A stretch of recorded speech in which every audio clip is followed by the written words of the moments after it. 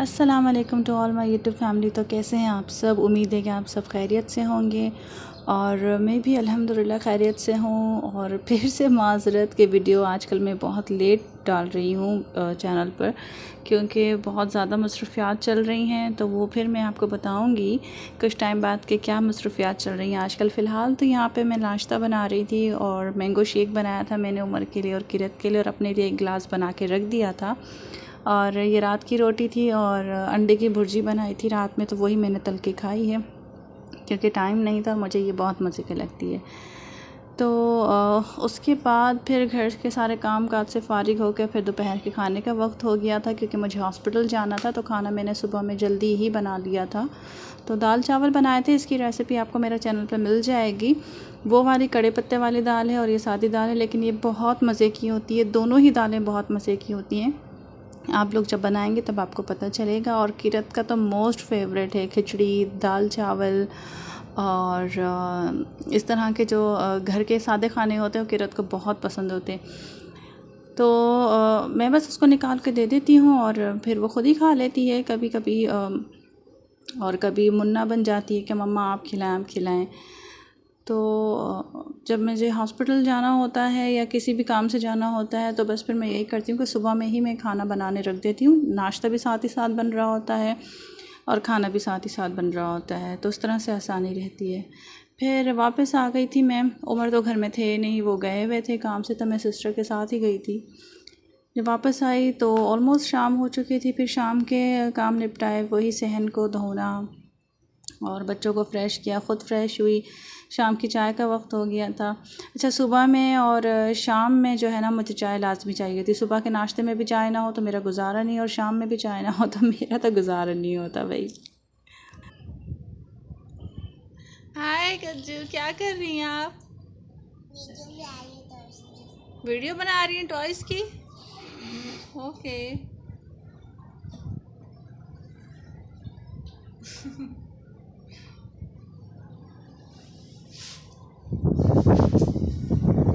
हाय कर दें। अच्छा, उसके बाद फिर जब किरत के पापा घर आ गए थे तो फिर हम बच्चों को लेके बाहर निकले थे आउटिंग करने के लिए।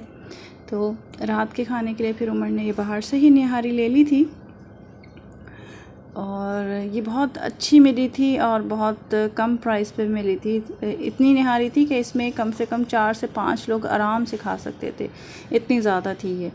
और जो टेक्सचर देखें आप कैसे ज़बरदस्त है ना, देखें इसकी तरी कितनी मज़ेदार है। और ये वाकई बहुत अच्छी थी, बहुत ज़्यादा अच्छी थी। उसके बाद फिर हमने थोड़ी सी घर के लिए ग्रॉसरी भी की थी जब हम बाहर आउटिंग पे थे।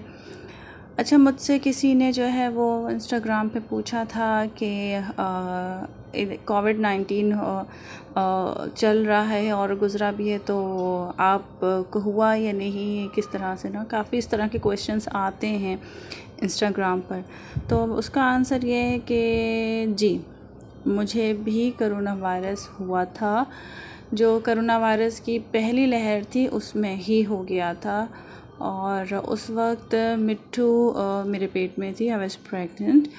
मुझे किस तरह से पता चला? मुझे ऐसे पता चला था कि जो खाने का सेंस होता है, ज़बान जो टेस्ट करती है ना, मुझे वो बिल्कुल नहीं फ़ील हो रहा था काफ़ी दिनों से। कोई भी स्मेल, अच्छी बुरी खुशबू बदबू, मुझे कुछ भी फ़ील नहीं हो रहा था। इवन कि जब मैं कड़ी पत्ता डाल रही थी किसी चीज़ में तो कड़ी पत्ता की जो खुशबू होती है वो इतनी स्ट्रॉन्ग होती है, फ़ौरन से आती, तो मुझे वो भी समझ नहीं आ रही थी। तो इस तरह से हो गया। लेकिन उस दौरान लॉकडाउन बहुत सख्त था और हम लोग जो है ना घर में क्या कर रहे थे, ज़्यादा से ज़्यादा बनानास खा रहे थे, ज़्यादा से ज़्यादा फ्रूट्स खा रहे थे। बाहर की कोई चीज़, कोई फ़ास्ट फूड वगैरह कुछ भी हम नहीं ले रहे थे। जो भी फ्रूट बाहर से आ रहा था उसको भी बार बार वॉश करके खा रहे थे। तो खुद ही केयर की जा रही थी। मैं एक बार भी हॉस्पिटल नहीं गई, मैंने एक बार भी कोई ऐसा चेकअप नहीं, और मुझे ख़ुद भी नहीं पता था कि मुझे ये चीज़ हो चुकी है ना। लेकिन क्योंकि हमने अपना खाना पीना इतना अच्छा रखा हुआ था अल्हम्दुलिल्लाह, तो वो चीज़ जो है वो गुज़र गई। तो पता भी नहीं चला और अल्हम्दुलिल्लाह वो मसला ख़त्म हो गया। लेकिन अब कोरोना वायरस की तीसरी या दूसरी लहर चल रही है आई गेस, तो मैंने सुना है कि उससे भी ज़्यादा ख़तरनाक है। तो बहरहाल मैं फिर भी यही कहूँगी कि घरों में रहें, ज़्यादा से ज़्यादा कोशिश यही करें, बाहर जा रहे हैं तो मास्क पहनें, हाथों को फिर भी आप जो है वो सैनिटाइज़र ज़रूर इस्तेमाल करें और थोड़ा सा फासला रखें।